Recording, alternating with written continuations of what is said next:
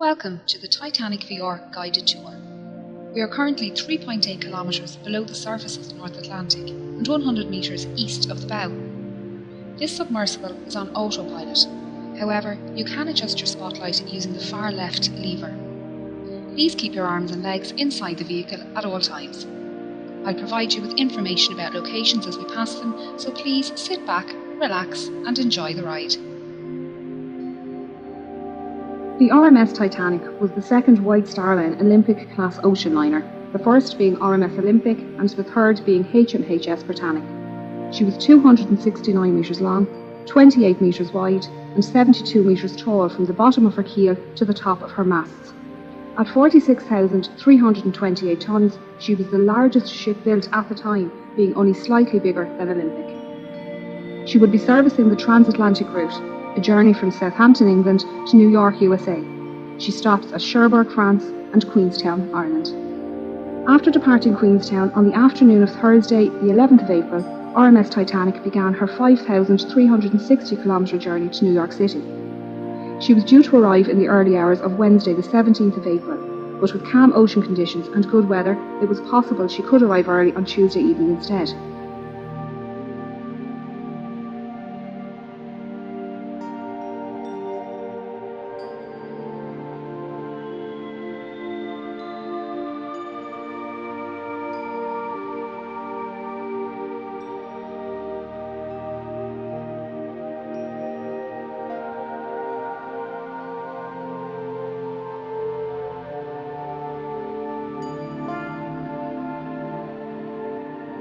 The night of the 14th of April was moonless, and a light fog was developing on the horizon.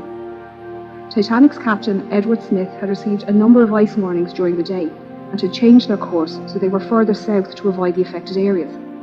The captain retired to bed, and First Officer William Murdoch took charge of the bridge as officer of the watch. Titanic steamed ahead until 11:40 p.m, when the lookouts Frederick Fleet and Reginald Lee spotted an iceberg directly ahead. Fleet rang the warning bell 3 times to indicate an obstacle ahead and phoned the bridge. Murdoch gave the order, hard a starboard, and the ship turned to port, but it was too late. Titanic struck the iceberg on her starboard side. The impact buckled hull plates and sheared rivets, revealing her first 6 compartments to the ocean. As the iceberg slid down the side of the ship, Murdoch ordered a hard a port, swinging Titanic's stern out of the path of the iceberg. He also closed the watertight doors, isolating the flooding to those damaged compartments. The forward 3 hatches, along with the peak tank and boiler rooms 5 and 6, were breached. After the collision, RMS Titanic stopped and almost immediately took a starboard list.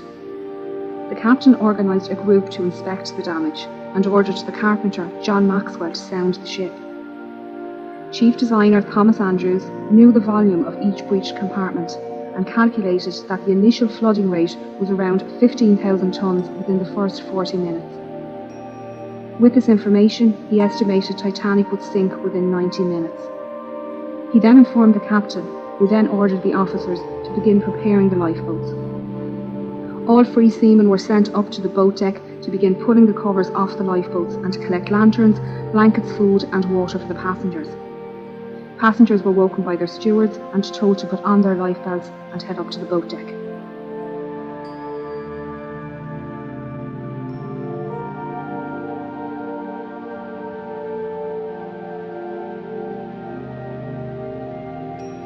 Titanic carried just 20 lifeboats, 4 more than required by the regulations outlined by the British Board of Trade. There were 14 regular wooden lifeboats, 2 smaller cutters and 4 Engelhart collapsible boats. The total capacity of these lifeboats was only 1,178 people, far less than the total on board. This fact must have weighed heavily on the captain's mind, as he specified the boats to be filled with women and children first. Just over an hour after the collision, the first lifeboat left the sinking ship. To convince women to leave, officers tried assuring them it was only a precaution, that they would be back on board by daylight.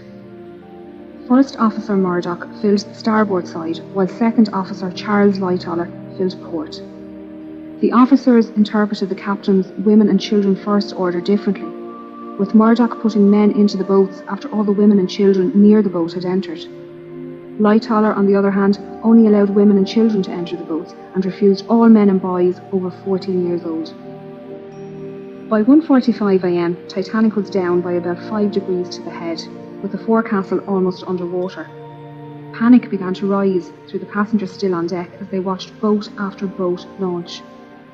A few male passengers were physically removed from stern portside lifeboats 14 and 16, and 5th Officer Harold Lowe warned other men not to approach by firing his pistol into the water below. The situation at the starboard bow was similar, with a group of men storming collapsible sea. Murdoch fired his pistol twice to warn them to move back from the lifeboat, and they were dragged out by other male passengers. A large group of third-class women and children took their place, along with a few seamen and the owner of White Star Line, Joseph Bruce Ismay. In the radio room, Titanic's Marconi operators were desperately communicating with nearby stations and ships. Throughout the night, senior operator Jack Phillips worked the 5-kilowatt Marconi wireless radio set to send out distress signals using both the old CQD and new SOS call codes. He alerted nearby ships to their position and status, and received updates of ship locations and estimated arrival times. Junior operator Harold Bride took these updates to Captain Smith and passed the captain's responses back to Phillips for transmission. RMSer Harold Cotton was off duty and about to go to bed when he decided to listen in to the nightly news from Cape Cod. Operators there mentioned they had ice warnings for Titanic, and Cotton decided to pass on the message. He was surprised when Phillips responded to his call with a CQD and gave Titanic's location. Cotton immediately took the message to Carpathia's captain, Arthur Rostron, who ordered all hands on deck and told Cotton to let Titanic know they were on their way.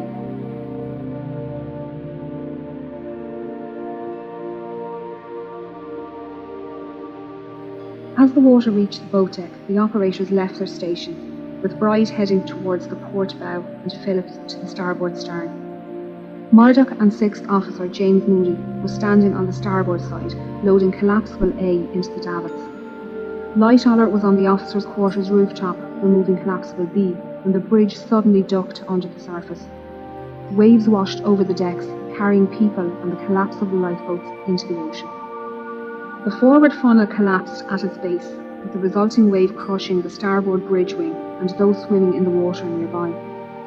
The stern rose out of the water, peaking at an angle of around 15 degrees. This placed stress on Titanic's keel, which buckled and twisted, tearing the ship in half and sending the waterlogged bow plummeting to the ocean floor. The tear wasn't clean, with decks failing to hold on at varying positions. The stern, now rapidly filling with water, bobbed on the surface for a few minutes before slipping under. RMS Titanic was carrying an estimated 2,208 passengers and crew, with only 712 surviving the disaster. Those who survived spent the night floating in darkness until RMS Carpathia arrived around 4 a.m. Captain Rostron had pushed the Cunard liner to break her speed record, but it wasn't enough. Titanic had sunk before Carpathia arrived, and they found 20 lifeboats at Titanic's location. Unfortunately, the exact number of victims is unknown, as there were many last-minute ticket purchases and cancellations, and that documentation was lost along with the ship. Of the 1,317 known passengers, over half were travelling third class or steerage as it was known. These passengers couldn't access the boat deck without entering second class or crew areas, meaning many were unaware how to get to the lifeboats and escape the sinking ship. First and second class passengers had no issues making their way to the boat deck, as staircases provided both classes direct access. Many expeditions to find and raise the wreck were proposed over the years, with the exact location of her wreck being unknown. Titanic's coordinates sent out in distress on the night of the accident had been incorrect. On the 1st of September 1985, a Canadian-French team were searching the area when Dr. Robert Ballard came across some small debris. He followed the trail which led him to a boiler and eventually the wreck. His discovery confirmed suspicions that Titanic had in fact split, and there was no hope of raising the wreck as a whole. Scientists and historians have long argued for and against the recovery of artefacts from the site, with many agreeing the site should be treated as a mass grave. Although it's predicted Titanic's wreck will disintegrate within the next 20 years, her story will intrigue generations to come.